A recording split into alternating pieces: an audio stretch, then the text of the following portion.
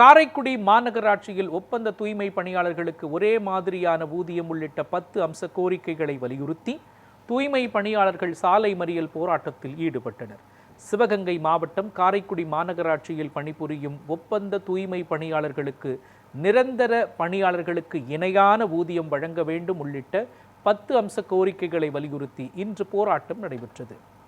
PF கணக்கு, தரமற்ற உணவு வழங்கப்படுவது, பழுதடைந்த வாகனங்கள், இடமாற்ற சிக்கல் மற்றும் இறந்த தொழிலாளர்களுக்கான பணப்பலன்கள் உடனடியாக வழங்க வேண்டும் என்பன உள்ளிட்ட கோரிக்கைகளை முன்வைத்து மாநகராட்சி ஆணையர் வாகனத்தை சிறைப்பிடித்து கொப்புடைய நாயகியம்மன் கோவில் அருகே சாலை மறியல் நடைபெற்றது.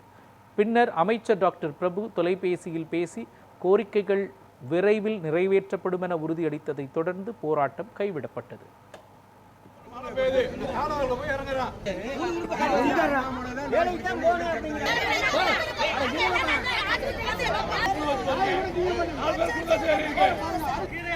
கீரையா